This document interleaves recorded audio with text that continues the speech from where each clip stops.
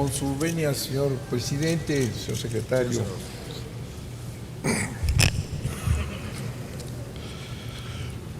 Un primer recordatorio con todo respeto, y sea usted bienvenido, señor secretario de Hacienda y Crédito Público. Este Senado de la República es y ha de ser plural. Por lo tanto, es de esperarse que haya una expresión de oposición a la política oficial, lo cual es una expresión de la democracia. Lo comento porque luego las concertaciones llegan a tales niveles de encuentro que una postura adversaria se puede entender como personal y no lo es, ¿no? Es una expresión de la pluralidad de este país. Yo le haría 3 preguntas claves, señor secretario, que espero las conteste. No es muy usual que contesten aquí los comparecientes lo que se les pregunta, pero no pierdo la esperanza. 3 preguntas claves. Una, ¿revertirán las reformas estructurales el comportamiento estacionario de la economía nacional? 2, ¿será a través de la mayor extranjerización de la economía que se resolverán los problemas de desempleo, pobreza, creciente desigualdad del ingreso y la riqueza existente en el país? 3, ¿la inversión extranjera vendrá a resolver los problemas que los nacionales hemos sido incapaces de resolver?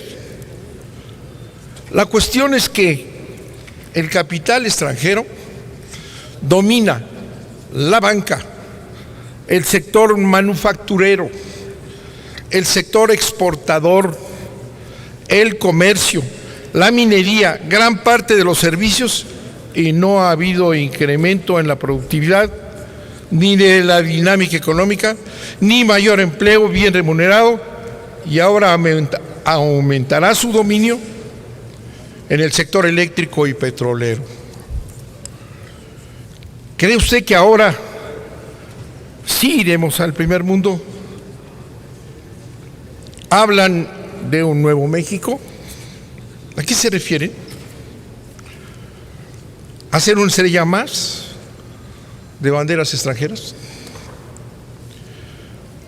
Es necesario tener memoria histórica. No podemos nunca como país, este país que va a celebrar su independencia, que pierde día a día, y su soberanía en unos días, hay que tener memoria histórica y recordar que la posición que se ha tenido en este país nos hizo perder la mitad del territorio nacional en el siglo XIX. Y ahora, ¿creen que cediendo los sectores estratégicos vamos a crecer? ¿No se tiene memoria de que siguiendo las mismas políticas que no se han traducido en crecimiento ni en más empleo, y siguen con ellas porque favorecen al sector financiero, como de aquellos que se han apropiado de la minoría, un enorme porcentaje del territorio nacional concedido ya, y los que se apropiarán sin duda alguna con las leyes que se han aprobado aquí en este Senado y que dan mucho gusto a unos e indignación a otros, se apoderan del petróleo y la industria eléctrica.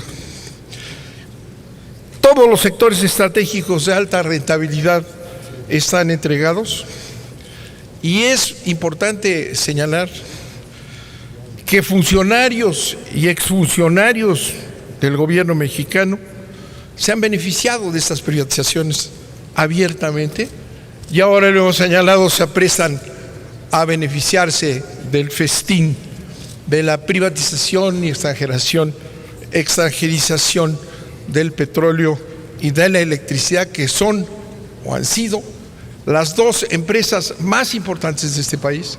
La primera, Pemex; la segunda, CFE, ¿verdad?, con la mayor renta nacional y que serán limitadas, descompuestas para entregar esta estratégica materia a los intereses extranjeros. Siguiendo el mismo tema y conociendo lo que sale en los medios públicamente, ¿dónde están ahora los que han sido secretarios de Hacienda o directores de Pemex, de la CFE, secretarios de diferentes secretarías? ¿Están al frente de grandes empresas o socios y asesores de estas que están lucrando con las políticas de privatización que ustedes han venido impulsando? Con estas políticas tenemos décadas. Nos han llevado a que el país no nos pertenezca, a que un puñado de grandes intereses y servidores de estos controlen la riqueza nacional, a cambio de aumentar el número de pobres, de marginados, y que haya delincuencia organizada a lo largo y ancho del país. Han achicado, casi destruido, el tamaño y participación del Estado en la economía y ampliado sin límites la participación de la cúpula empresarial nacional e internacional, la cual ejerce su poder económico y político para que el gobierno se subordine más a sus intereses a cambio de relegar los objetivos nacionales de empleo, crecimiento, bienestar para las grandes mayorías. Sí es cierto, se ganan el aplauso en los foros internacionales dominados por estos intereses. Sí es cierto, la prensa internacional han hecho un gran elogio de las reformas estructurales, pero decía por ahí algún escritor que si bien reciben estos merecidos reconocimientos de los interesados, no se podrían pasear por Nezahualcóyotl, por Iztapalapa, por las zonas populares de este país, hambrientas, sin esperanzas, ante los jóvenes que no tienen ninguna posibilidad de desarrollo, siguiendo y poniendo las mismas políticas que nos han llevado a este desastre nacional y al rompimiento del gobierno con su propio pueblo. En materia de petróleo, tiene usted, señor secretario, un gran problema que se oculta. Justifica la necesidad de abrir a la inversión extranjera, ¿verdad?, la baja de la producción petrolera. Y usted mismo lo he oído en programas de radiodifusión señalar que tenemos que llegar a 3.5 millones de barriles diarios y que eso cuesta 60,000 millones anuales o algo así, y que eso es lo que no podemos hacer. No tenemos el dinero, ni tenemos que correr el riesgo que significa llegar a toda costa a producir 3.5 millones de barriles diarios. Esta es una barbaridad, señor secretario. Esto es la invitación al saqueo del petróleo mexicano, del gas, porque nosotros no necesitamos 3.5 millones de barriles diarios. Consumimos 2.5. El resto, usted lo sabe, no es más que, y públicamente reconocida en el Senado de los Estados Unidos, no es más que la exigencia de los Estados Unidos de Norteamérica que le sigamos mandando 1.5 millones de barriles diarios, y que al disminuir la maravillosa y exclusiva capacidad de Cantarell, pues obviamente regresamos a una producción normal. No necesitamos 3.5 millones de barriles diarios. No necesitamos acabar con las reservas nacionales para mandar 1,5 millones de barriles diarios a los Estados Unidos. Necesitamos cuidar del petróleo. Necesitamos cuidar nuestras reservas. No seguir petrolizando al país, que es lo contrario de lo que aquí se acaba de decir por usted, solamente por necesidad y por compromiso de presidentes anteriores, que establecieron que había que mandarle 1,5 millones de barriles diarios a los Estados Unidos. Eso es una barbaridad. No es cierto que se esté despetrolizando petróleos, que se esté despetrolizando la hacienda pública. Aquí aprobamos las leyes que usted reconoce, algunos votamos en contra, no los suficientes por ahora. La minoría aquí no corresponde a la mayoría afuera del más del 60% de la población mexicana que está en contra de la entrega del petróleo y la electricidad a intereses extranjeros. Pero aquí se aprobó todo un mecanismo que significa para usted un enorme problema. En primer lugar, no se le quita la carga fiscal a Pemex, que fue el gran pretexto. Pemex está sobrecargado, se le saca todos sus recursos, hay que darle autonomía y liberarlo. Pues sigue igual, sigue igual. Ahí con cambios cosméticos, la misma carga fiscal va a sufrir Pemex en los próximos años. Por ahí se dice que dentro de 5 años se le van a quitar 60,000 millones. Está obligado de seguir aportando al presupuesto el 4.7 del PIB, lo que aportó anteriormente. Pase lo que pase, ese fondo, que va a estar desfondado, tiene que llenarse con esa producción a toda costa de Pemex. ¿Por qué? Porque sin eso no podrán ustedes sostener el presupuesto, digan lo que digan. Porque Pemex aporta y ha aportado el 30 y tantos, 40% del presupuesto nacional.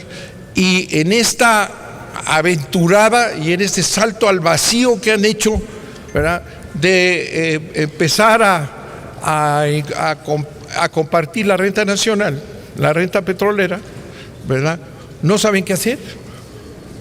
¿Cómo le van a hacer para que ese casi 40% del presupuesto lo sustituyan los extranjeros, que empezarán a explotar rápidamente porque están apresurando todas las medidas?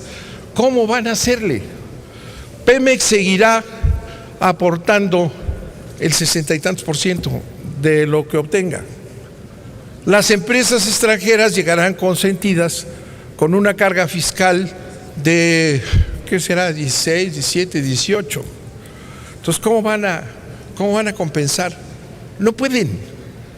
Con el ánimo de abrir para cumplir, ¿verdad?, nos han lanzado, y aquí pedimos varias veces una suspensión del procedimiento para que nos explicaran ustedes lo que nunca hicieron, qué iban a hacer en la economía de esta desnacionalización del petróleo. Y no saben qué hacer, porque en la medida que se extraiga más petróleo por los extranjeros, muy rápido, porque necesitamos llegar a 3.5 millones y cumplir con los Estados Unidos. En esa medida, mientras más petróleo salga, más hoyo fiscal habrá, porque ellos pagarán el 18 o 19%, y para llegar al 40% que aporta Pemex le va a costar mucho trabajo, o van a perforar todo el país sin ninguna limitación, acabando con las reservas que tenemos. Tenemos un gran problema. ¿Cómo van a hacer competir a Pemex, señor secretario? ¿Cómo van a hacer competir a Pemex con la ExxonMobil? Que viene, usted sabe, la ExxonMobil y todo el sistema, la explotación petrolera es financiera, con todo el apoyo financiero. Y si Pemex está amarrado, obligado a seguir igual, a seguir aportando casi el 5% del PIB, para poder pagar el presupuesto ustedes, porque no lo pagan con lo que cobran, porque los beneficios y los privilegios, como la consolidación, no se quitan. Nada más ahí habría 800,000 millones de pesos, protegiendo privilegios. Con Pemex obligado a producir el 4.7 del PIB y entregarlo a Hacienda, ¿va a competir Pemex? Si ya le están quitando los ductos, la información, ¿va a competir Pemex? Es una aberración, señor secretario. Vamos a tener un hoyo fiscal que puede ir de 200,000 a 800,000 millones de pesos. Aquí lo señalamos, pero en este autismo senatorial no hubo ningún comentario. Es muy grave la situación que enfrentamos. Las medidas que están tomando no nos llevarán al crecimiento. Es lo mismo, más de lo mismo. Pero ahora las empresas más importantes del país, la 1 y la 2, estarán en manos extranjeras porque sí privatizan, Y le puedo señalar los artículos de las leyes secundarias que lo establecen. Ojalá pudiera usted sacarnos de esta angustia presupuestal, financiera y económica, no a nosotros, a los mexicanos, señor secretario. Muchas gracias a ustedes por su atención. Gracias, senador Bartlett. Tiene ahora el uso de la tribuna el senador Luis Armando Melgar Bravo, del Grupo Parlamentario del Partido Verde Ecologista de México, hasta por 10 minutos.